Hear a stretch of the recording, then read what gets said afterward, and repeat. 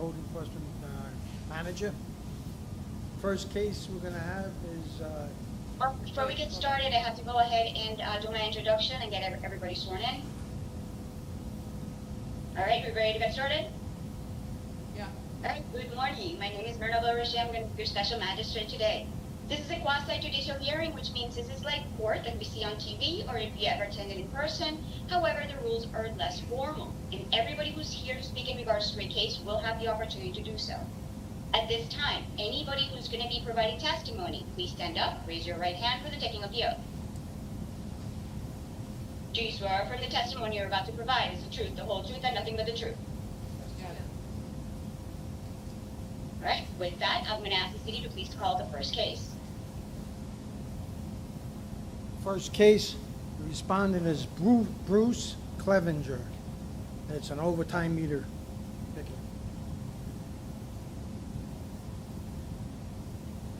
And the base officer is David Scott.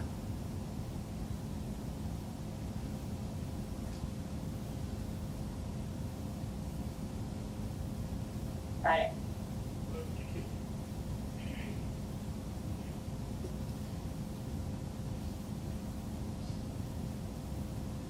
You ready? You present.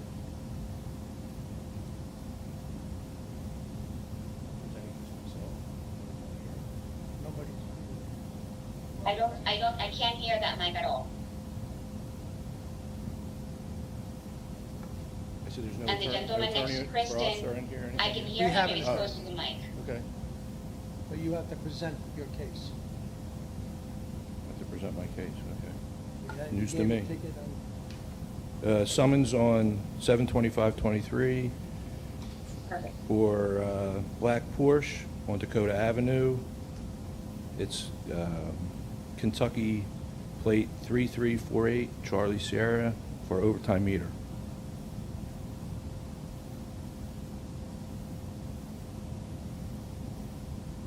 And for purpose of the record, I have received and reviewed the documents that were sent to me electronically for this case.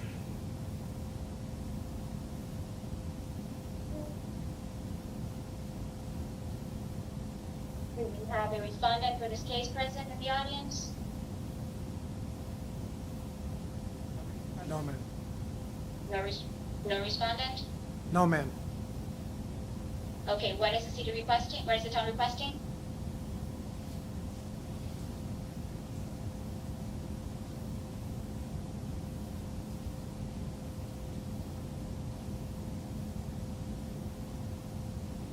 The town's asking for a fine of $77 plus an administration fee of $175 for a total of $252.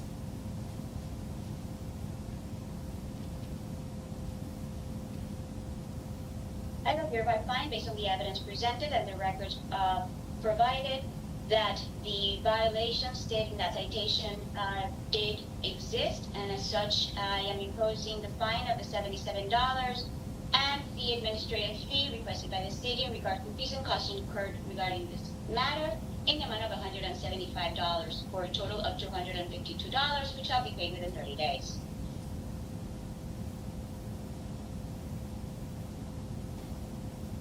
All right, next case. Next case, Douglas Volpel, Officer Mike Shurik.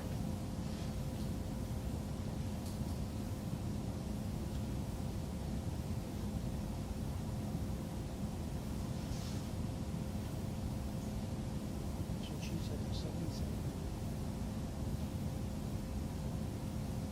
You have the citation number? I have two of them.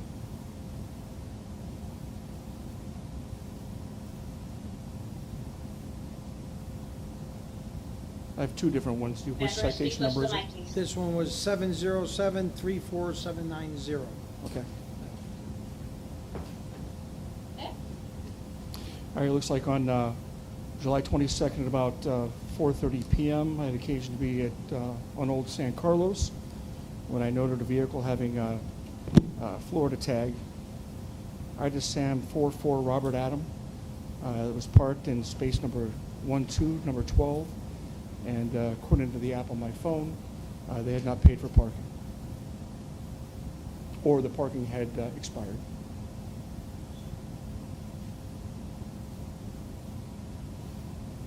sorry, did you state your name and relationship to the case when you first started Yep. the case? Yeah, my name is Mike Surick. I'm a base supervisor of the town of Fort Myers Beach.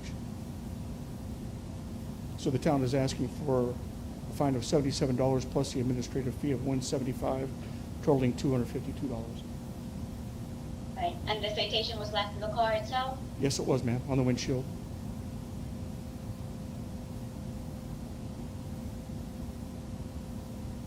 All right, do we have a respondent present for this regarding this matter?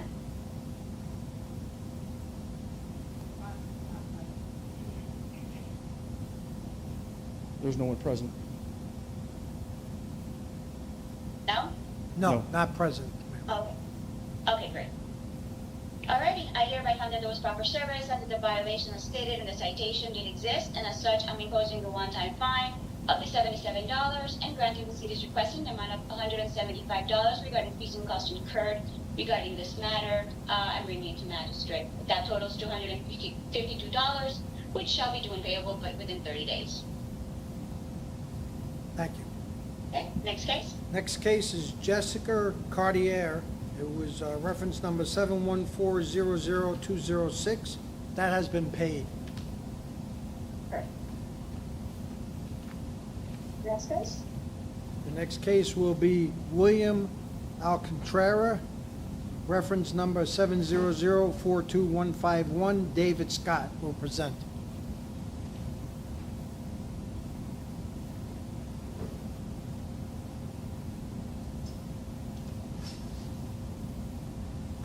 David Scott, Fort Myers Beach base officer.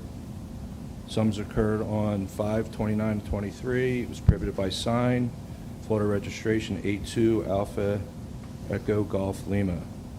Red Nissan on I Street for prohibited by sign.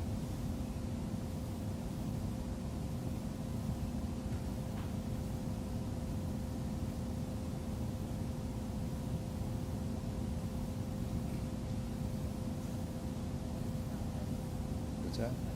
Do we have somebody present on behalf of the respondent? No one present, ma'am. No? Nobody present. The town asked for a fine of $77 plus an administration fee of $175 for a total of $252. All right, I hereby find that there was proper service under the violation as stated in the citation did exist, and as such, I'm imposing the one-time fine of $77 and granting the city's request in the amount of $175 for fees and costs incurred regarding this matter, for a total of $252, which shall be paid within 30 days. You can Okay, stay next there. case. Next case will be Mohammed Fahaj. It was reference number 700-43083. David Scott will present for overtime meter. David Scott, base officer, Fort Myers Beach.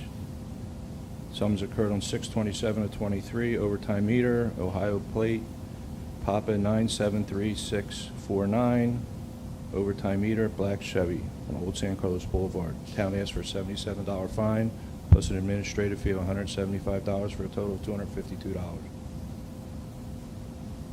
All right, the citation was left in the vehicle. Yes, ma'am. All right, do we have anybody here on behalf of the respondent? No, ma'am. All right. I hereby find that there was proper service and that the violation stated in the notice of violation did exist, and as such, I'm imposing the one-time fine of $77 plus the administrative fees and costs incurred by the city regarding this matter in the amount of $175 for a total of $252, which shall be paid within 30 days. Thank you. Next case.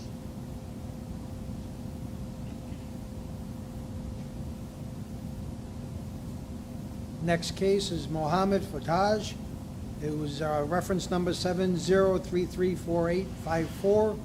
Officers Bob Monahan, overtime meter. Good morning. I'm Bob Monahan from the Fort Myers Beach base. Issued a ticket on June 27, 2023 to Ohio registration. Get a little closer to the mic, please. I'm sorry. Just a little closer to the mic. Thank you. Bob Monahan from Fort Myers Beach base unit. On 6/27/23, I issued a ticket to Ohio registration P Papa 973649 for an overtime meter on Old San Carlos. And it was meter number 18, and it was a black Chevy pickup truck.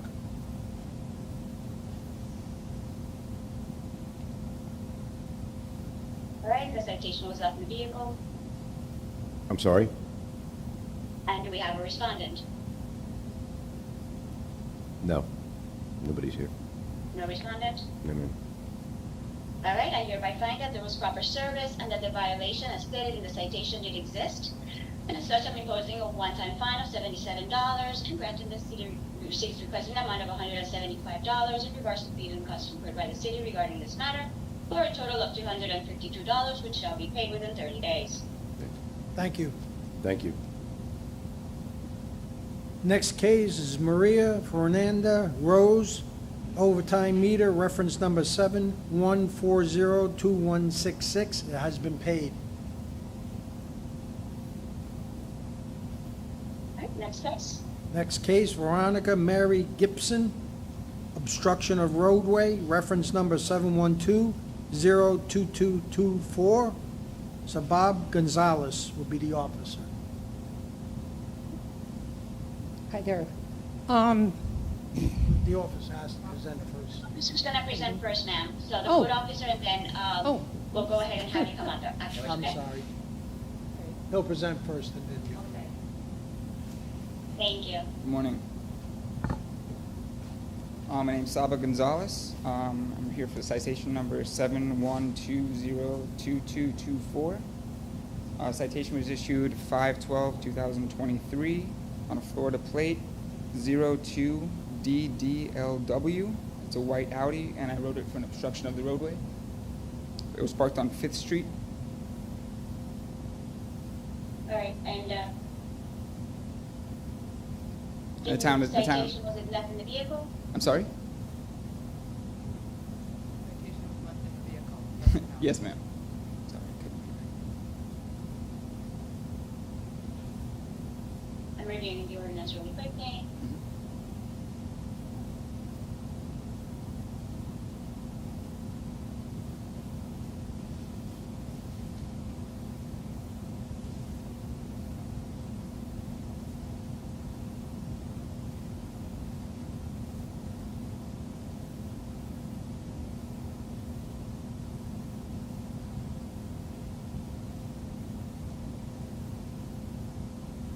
Let me hear from the respondent. I'm sorry? You may get up now. Now, come on up, please state your name and relationship to the case, please.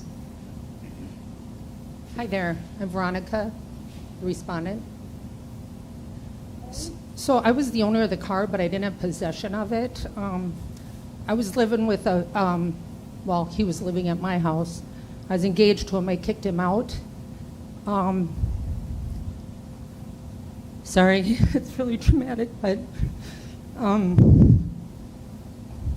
he wouldn't leave, and he finally agreed to leave if I signed my car over to him, which I did, and I have proof. It's signed on May 10th. I have a copy of the title. I have a copy of the bill of sale dated the 10th. I have text messages. I was trying to get him to give me my license plate. I have text messages showing this. He finally ended up sending me my plate to my house. And what he did, I found out after the fact, he never had a driver's license. And now last week I found out he's got 2 cases against him. This guy's pushing 60 years old, and he's got 3 kids, 2 different moms that he's never paid child support for. These kids are 30, and he still has these open cases in Indiana, and he has no driver's license. So what he did is I found out, I called the police in Fort Myers where I live and spoke with an officer, and he said, ma'am, this car is no longer in your name. This was like a week later. And I said, that makes no sense. Well, what he did, when I signed the title over, I wrote his name on the top, you can see here, but he said, I'm not sure where I'm moving yet. He told me not to put the address in, so I gave him the title like that. And then what he did, since he didn't have a driver's license, he couldn't get the car in his name. So he told me that it wasn't in his name or my name at that time. So what he did, he signed it over to the next buyer, so it went directly from me to the next buyer, and kept himself out of it. And so he finally mailed me the license plate. I bought another vehicle, put the plate on that, registered it and all that. I have everything signed on the 10th. He got the ticket on the 12th. I didn't know about the ticket because I didn't have the car, so I got a final notice in the mail, and I called, and he told me it was parked, and I saw pictures. It was parked on the wrong side of the street by Margaritaville. And another thing is, I work at Snug Harbor. I park there for free whenever I want. And so he had possession of the car. And then I've got text messages saying, when are you going to send me my plate? I need my license plate. I was afraid he'd be a jerk and who knows do what with it, but he did mail it to me. I kept saying, what are your plans with the car? Where's my license plate? He's moved twice since then. That was May. I've been doing detective work. I've got his new address to send the citation to if, you want him to pay for it. But so it said that there was a ticket for $77, and then it said now it's $100 owed on this final notice, and that's the first I heard of it. So, do we have the city attorney present? The town attorney present?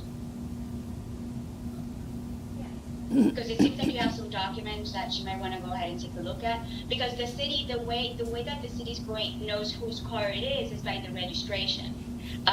So based on what I'm hearing you say, you transferred the title of the vehicle prior to the ticket being issued, but the car remained registered under your name, and there's no record of him ever registering a car.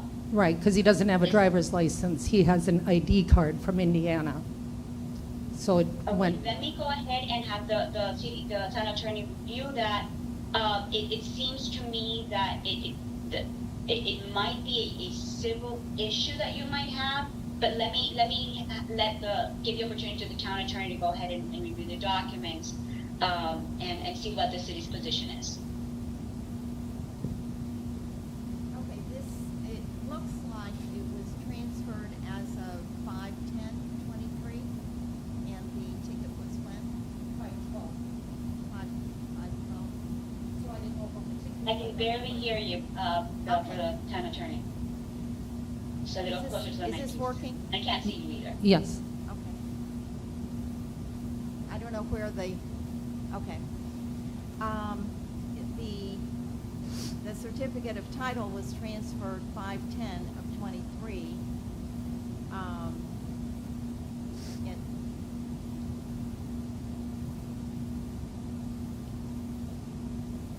So it doesn't look like she owned the car at the time of the violation. He just hadn't sold it Missed yet. that part. You know, we can just, I believe that we will withdraw this, and now that we know who owned it, we can notice this person. He had Michael Back, that's his name. He had possession of it for about a week, and then he's stupid. He put stuff on social media. He said, sold the car for $2,700 today. I paid $8,000 cash less than a year before that. And, my new ride, posted an electric bike, because he doesn't have a, so, so he literally was driving the car for about a week and then sold it. But he had the title, he had, by that time then he just parked it. Okay, the town will withdraw. Okay. Thank you. Yeah, 'cause You can keep all that. Okay. Thank you. Next case, Michael Allen Duval, parking prohibited. Reference number 707-30505. The officer will be Mike Sherwin.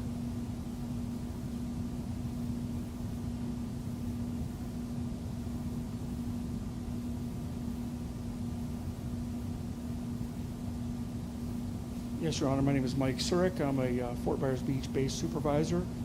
On May 12th, 2023, at about 09:59 hours, I had occasion to be in the area of Estero Boulevard in Old San Carlos. I happened to notice a large 18-wheeler delivery vehicle being unloaded, and adjacent to it, parked in a prohibited parking zone where it's posted no parking, illegal, or immediate loading and unloading only. I saw ends up being a silver Honda having Florida plate Henry Frank Sam 12. It was parked in that area, in that loading zone adjacent to the sign. So I circled the block, went about my business, came back about 10 minutes later, the vehicle was still there, so I issued a citation to that vehicle for prohibited by sign parking. Right, and we have a respondent. Yes, ma'am, in we the do. audience. Ms. DeVal, step up. Go ahead, that's the 77 and the, Go ahead and say your name. Hi, and the my name is business Mike you're Duval, business. and I'm the respondent. I just wanted a backstory, a little bit of how this transpired and started. I sell food. I was there with my truck. We had gotten there. Bella Mozzarella was just getting ready to open, so we had their food on our truck. Our truck was originally there at 7 o'clock in the morning. They weren't there. We used to have what's called a key drop. We had a key. We could go in there, put their food in, and then leave. After the hurricane, that was obviously wiped away. So we came back, and myself and then another van, which was from my company, was also there helping unload the truck. Meanwhile, while I was getting him a new form to fill out to have a key drop and just to pick up a check. When I came out, this officer was there, and he was writing me a ticket, and I said, hey, we're here unloading. He said, I timestamped you. You've been here longer than 15 minutes. I'm like, yes, sir, we're unloading. We have 95 cases of food to unload to this account. And meanwhile, as we're talking about that, he's getting ready to give our van a ticket as well, who was also in that loading zone trying to help and unload this food to an account that was trying to get up on their feet. He kind of got upset with me. I got a little bit upset with him. I said, all we're trying to do is get Fort Myers Beach back and running. I've been here for 7 years on Fort Myers Beach working, never had a parking ticket, never had a speeding ticket. All I was doing is trying to help get our food into the restaurant. All right, response from the city?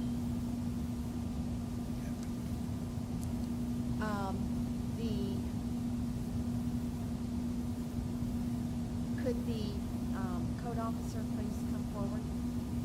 Okay. And could you explain exactly what code provision they were violating?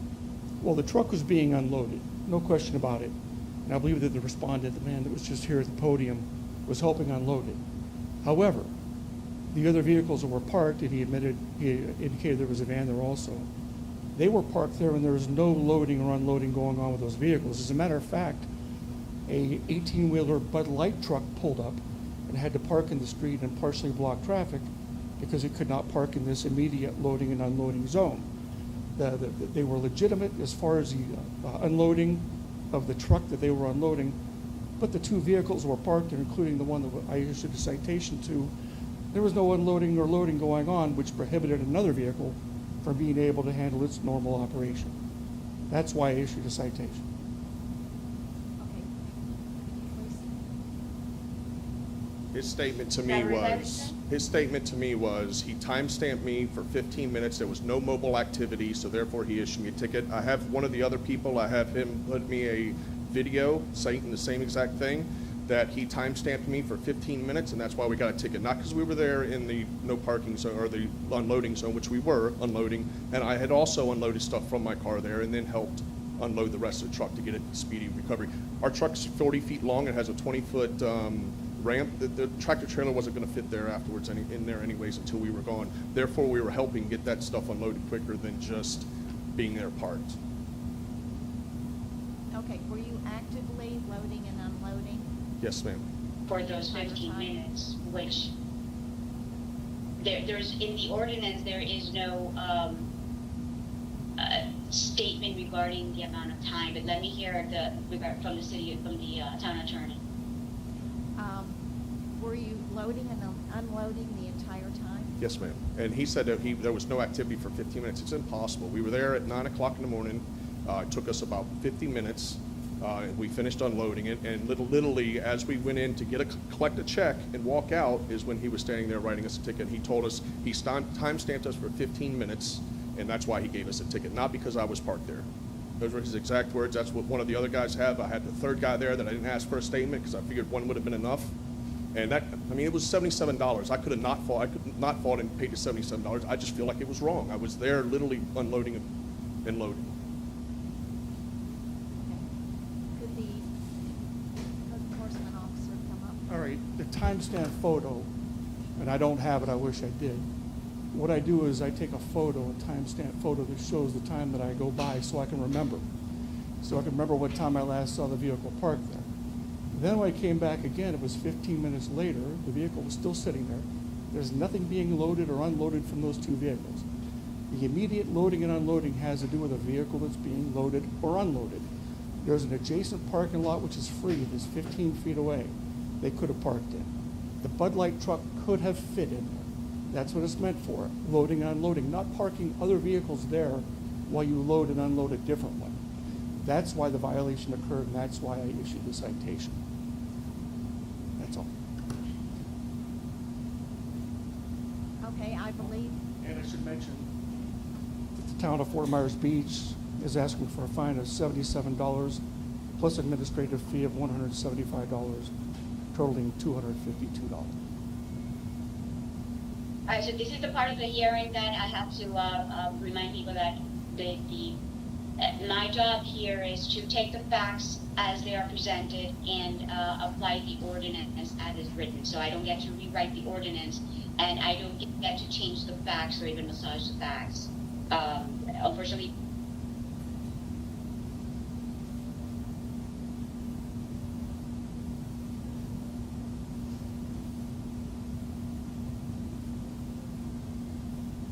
I don't know if you can hear us, but we lost you.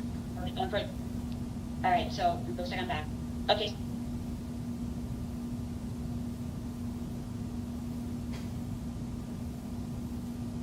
We lost you again, ma'am.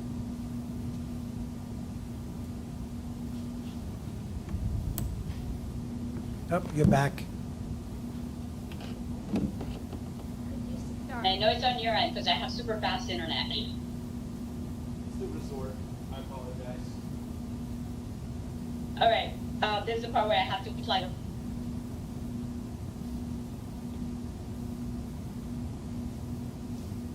We seem to be having problems hearing you. Would it be possible? as it was written. Okay. As such, I'm gonna find that there was proper service and that the violation as stated in the citation did exist. And as such, I'm imposing the one-time fine of $77 and the fees and costs requested by the city in the amount of $175 as incurred by the town regarding this matter. May I just say one more thing, please?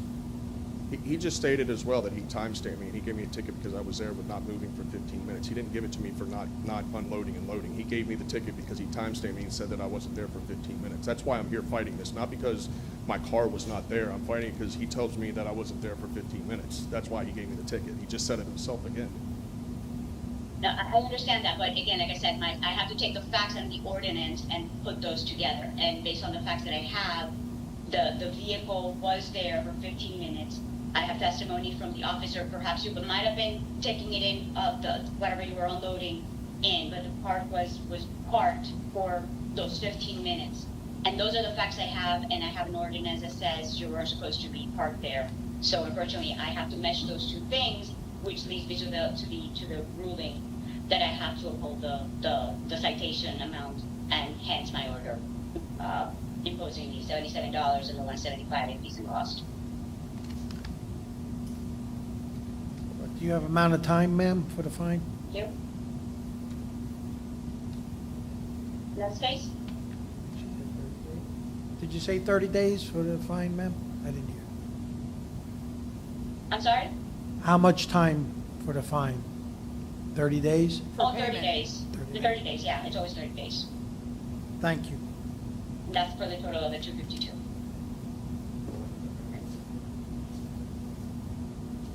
That was.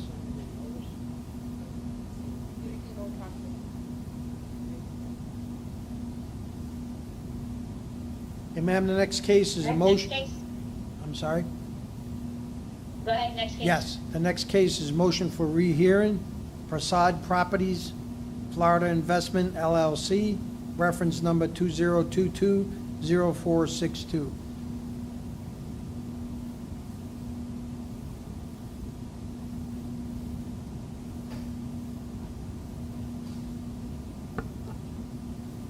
Good morning, Sarah Spector with Retzel and Andrus on behalf of Prasad Properties. This case is a companion case, I don't know that it's been called that, but a companion case to 20220655. It's the same violation, just two different property addresses. Would you mind if we consolidated those for purpose Well, of this? what I'm hearing now, let me go ahead and this might save all of us some time. This matter, if it's coming for rehearing, that is not the proper procedure for this to come back. It would have been an appeal which had to be done pursuant to the statute within 30 days. And I remember these cases very well. And we're well past those 30 days. That should have been something taken to the circuit court, and it's not something that would be within my purview to go ahead and have a rehearing on. The ruling was entered, and the proper procedure would have been to take it as an appeal to the circuit court. To that point, the Land Development Code in Section 2-428 specifically provides the option of requesting a rehearing if that is filed within 10 days of the rendition, and it was so filed. When was it filed? It was filed on July 28th. All three were Of this filed. year? No, of 22. We filed this in July 28th of 2022, and this is our Okay. first hearing. 2022, executed on the 15th day of July. Thank you. Yes, it was, while the hearing was on the 30th, the actual order was not issued until July 15th.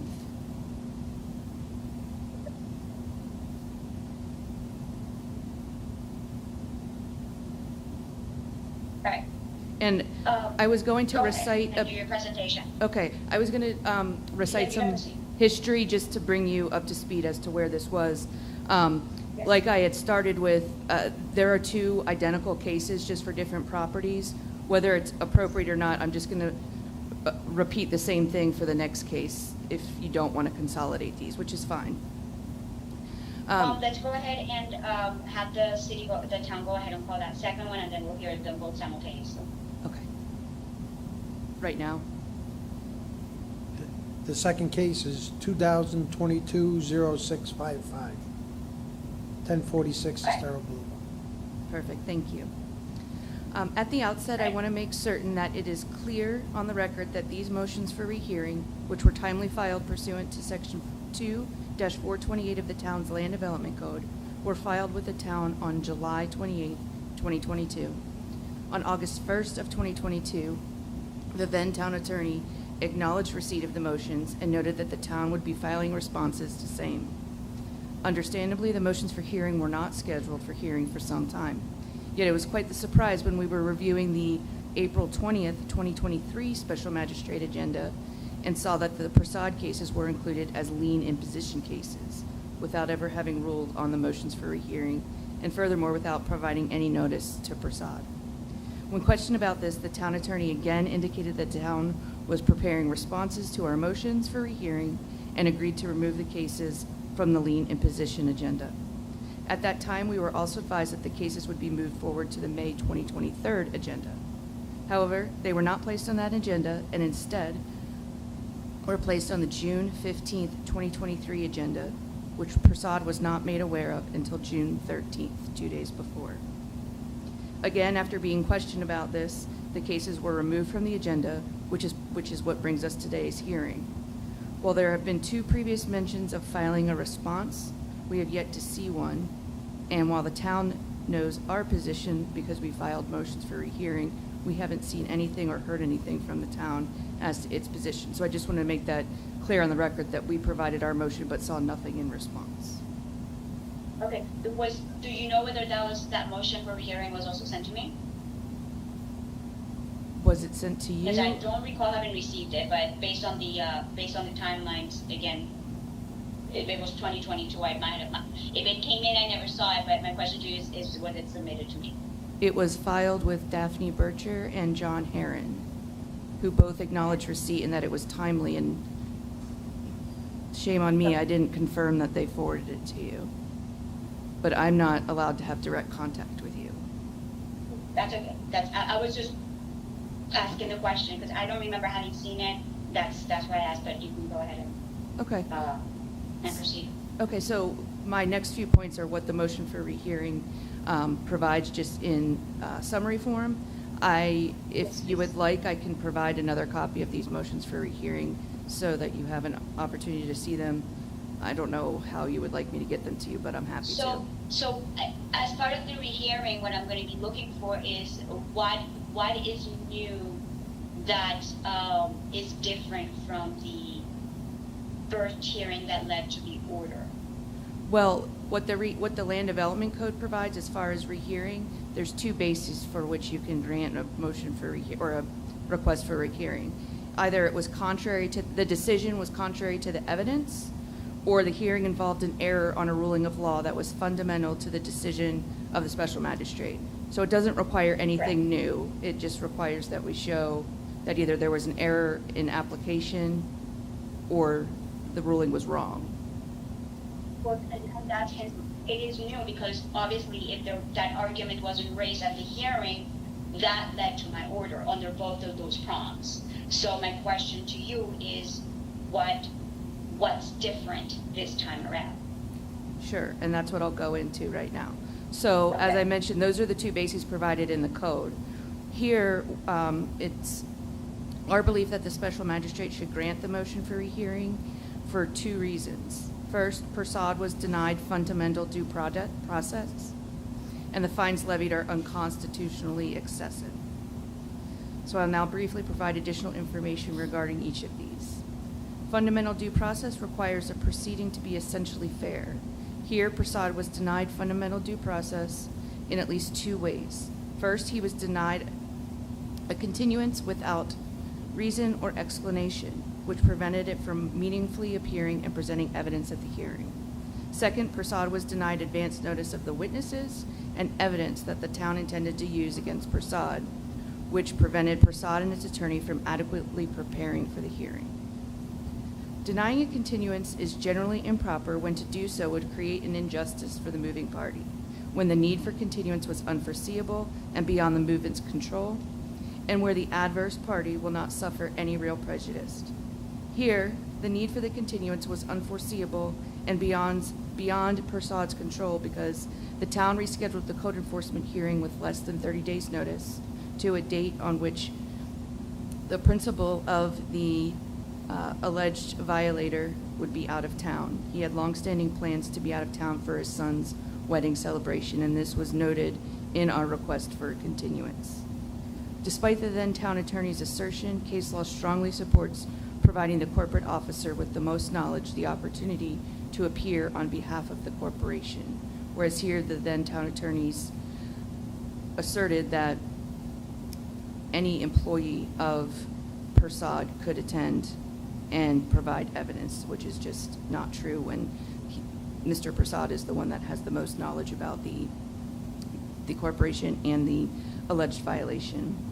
Furthermore, it is not appropriate for the special magistrate to make a decision concerning a repeat violation based on his or her memory from a different hearing, which is again what the then town attorney had argued, was that you can simply rely on what has been said at previous hearings, but rather it must be based on actual evidence admitted in the record, which the corporate representative of the alleged violator is permitted to do by statute.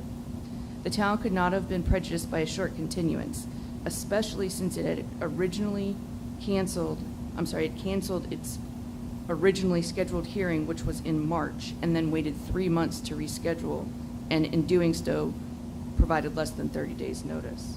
There was no evidence placed on the record that the alleged violation was causing a health, safety, or public welfare concern, and the fine of $500 per day was ostensibly continuing to accrue. So again, there's nothing on the record showing that the town would have been harmed by granting this continuance. Though evidence of a repeat violation was not placed on the record, there was in fact evidence supplied, evidence that Prasad was denied access to in advance of the hearing. This denial was based on the then town attorney's assertion that there is no discovery in code enforcement cases.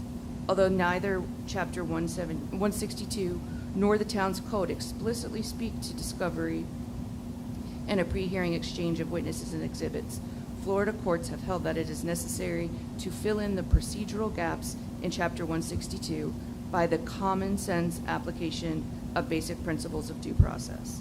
Common sense dictates the meaningful opportunity to be heard requires being informed of all the facts and evidence before the hearing so that a party and their counsel can adequately prepare defenses for the hearing.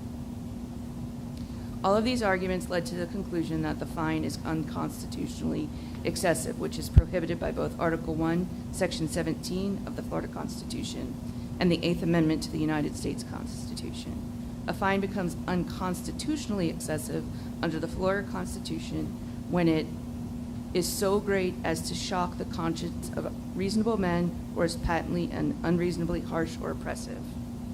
This standard is met with the fine when the fine is plainly and undoubtedly in excess of any reasonable requirements for redressing the wrong, or when the fine is unreasonably disproportionate to the gravity of the offense.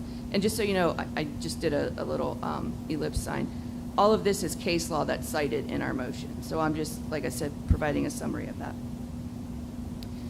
The analysis under the excessive fine clause in the United States Constitution is similarly driven by whether the fine is grossly disproportionate to the gravity of a defendant's offense. The fines here are unconstitutionally excessive as a result of treating the violations as repeat violations at $500 per day, and because there's no cap in Chapter 162 that provides for a maximum cumulative fine. This is especially the case where no evidence was placed on the record that the violation was hurting anyone beyond mere technical violation of the ordinance or that the violation posed a health, safety, or welfare concern. This fine, which as of the date of imposition was already $63,000, is more than fines for most crimes. For the reasons stated herein, the enforcement order should be vacated in its entirety. Alternatively, we would respectfully request the opportunity to present the underlying issues to you at a rehearing. Okay, let me hear from the city attorney. Oh, I'm sorry, are you done with your argument? On this case, yes. Okay, Is there still let me one? hear from the city attorney. I'm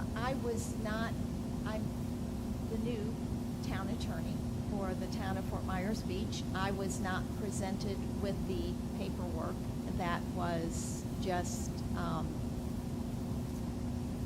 talked about here. Although I had talked with the attorney representing Mr. Prasad, you did not give me the paperwork with regard to your request. May I respond to that? Sure. In the I'm first, having a hard time hearing the town attorney. You're Okay. cutting off, so get closer to the mic, I'm sorry. she was commenting that I didn't provide these documents to her, but I had originally asked for a continuance of this hearing, and in doing so, provided all three motions for a hearing by email. So I'm sorry she didn't receive it, but I've been going back to that specific email to pull the motions because I forwarded them in one of the three emails I sent. Okay. I So it's did my not understanding receive that them, so. the town does have a new attorney, so I'm gonna ask her whether she wants to go ahead and have us proceed with the hearing today, regarding her rehearing today, or whether you want to go ahead and have some time to review her motion for rehearing and speak with counsel before proceeding. So that I'm gonna put that with the town. It appears that the respondent's attorney is ready to proceed, but I also understand that you're new. Okay, well, it's my understanding that you will be, you have resigned from your position. And so I'm not sure that are you going to be continuing to be the special magistrate but by Zoom for a while? Because I don't know how a new special magistrate would deal with the rehearing matter.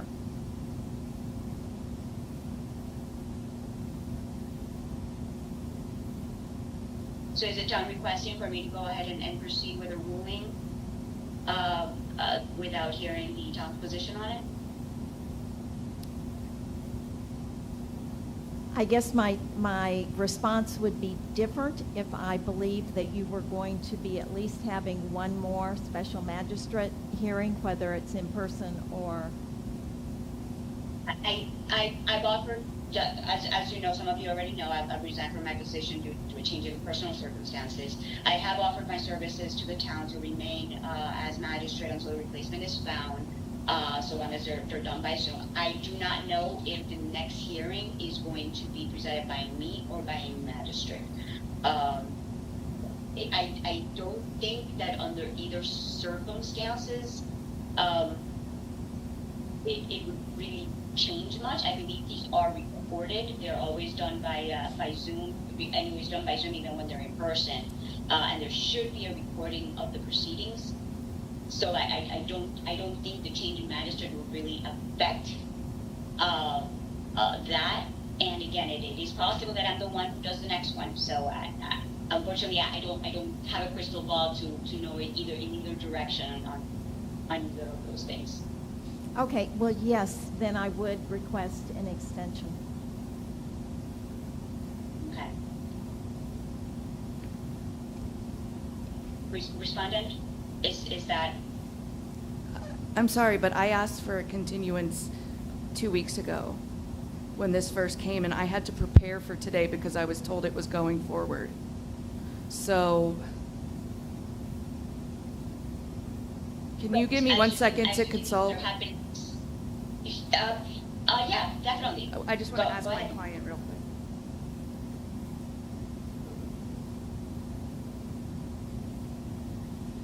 We are understanding that there is a new town attorney, so we're willing to allow that. And I'm assuming that we do have one other case. Would that same thing apply to that other case? And also rehearing? Yes. Yes, the other one is Let me confirm with the town attorney that she's not ready to proceed with that other case as well. But let's go. That is Is that correct. case number 202202? Yes. 652. Okay, so let me 652. check with the town attorney what her position is in regards to that one, whether she wants to proceed with that one or she wants to request a continuance to be able to review the documents. I am requesting a continuance on that one also.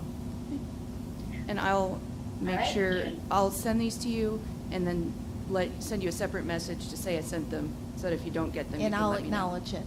Perfect. Thank you. All right. All righty. Okay. So the agreement from by the parties, we'll go ahead and continue this one under the understanding that it might be me or it might not be me during the case, the hearing. Thank you. Thank you, counsel. Thank you. Next case will be All right, imposition. next case. Imposition of lien case to be heard. It's reference number 2022-0355. Kristen will present. This is a lien hearing case for 5765 Lauder Street. The property owner is Wilfredo Rodriguez. We brought this to hearing last year and haven't certified the lien. It was for multiple daily, weekly rentals during a 1-month period. Per the order, we did a fine of $9,000 plus the $75 admin fee for a total of $9,075. The property is not renting at this moment, so it is in compliance, but they have not paid the fine. In my packet Right, do that we I... have somebody here on behalf of the respondent? Yes.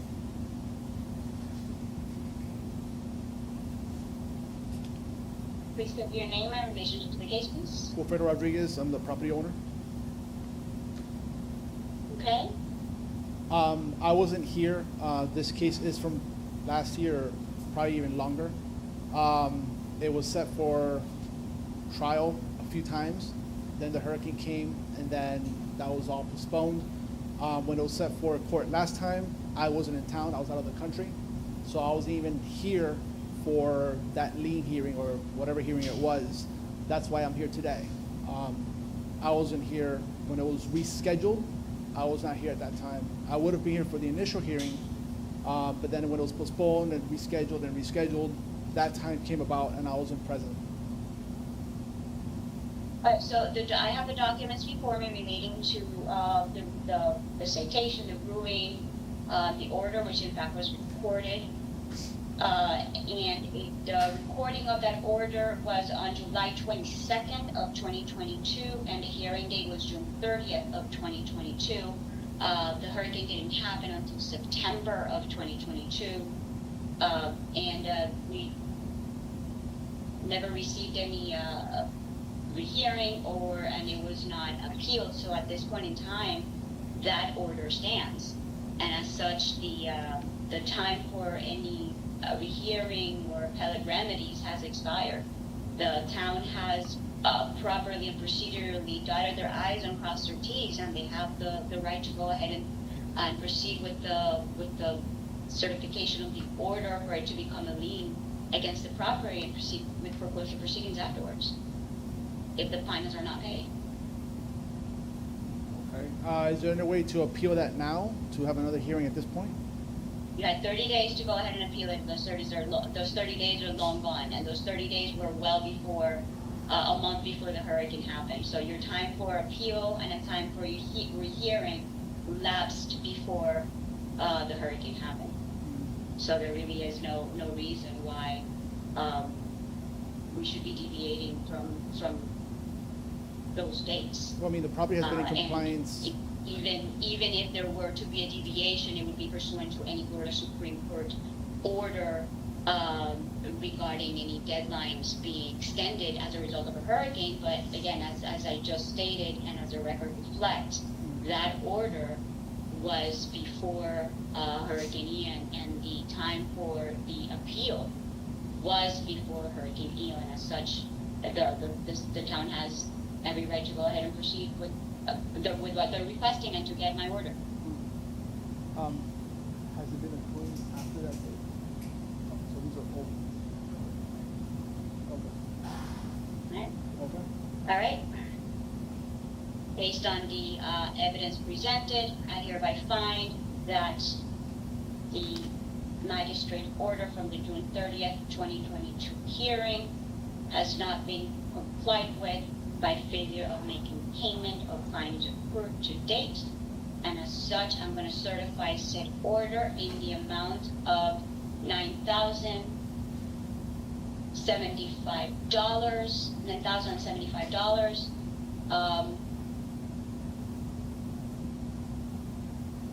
And by certifying this order, it shall become a lien against the property and recorded in the public official records of the county Florida. All right. I believe that is the end of our agenda. We have one more. We have, The next we case, have one more. Oh, wait, I missed it. Sorry, the new pieces, sorry. I have one more page. the next case, reference number 2023-0656, which was 250 Old San Carlos Boulevard, has been continued. Now, so the next case that will be presented by myself is reference number 2023-0641, 222 Mango Street. I am Vincent Bird of Fort Myers Beach Code Compliance Manager. The address of the violation was 222 Mango Street, violation number 2023-0641. On 4/5. I'm gonna go ahead and stop you with continuing the presentation on that one. There might be a minor conflict, but I believe, I'm not positive, but I believe that these the property owners might be related to my ex-husband. They may be, I'm which sorry. create a conflict. Okay. Very good. We'll continue it then. I don't know if they're present in the audience, but even in the abundance of caution, I think it would be wise for me to go ahead and not proceed, because if I enter an order, it can be validated for that reason. So I'm going to go ahead and recuse from that one. Yes, ma'am, no problem, I agree. We'll withdraw for that. What are the chances of that? But Then the only case left, we withdrew, reference number 2023-0552, 210 Redfish.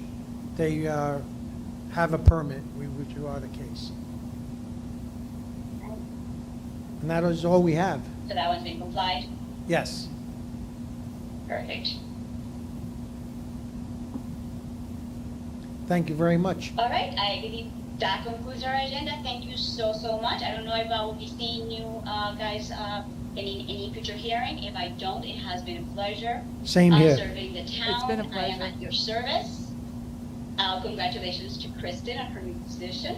I'm very happy, and congratulations to the new staff, the town attorney. I know there's been some movement around the position, so congratulations to all of you. Thank you, and thank you for everything. All righty. Thank you. And who knows, I might be still up for the next one, but just in case, I wanted to take the opportunity to thank everybody for all your service, professionalism, and the beautiful citizens of the town of Fort Myers Beach. Yes, ma'am, thank you. Thank you for all you did.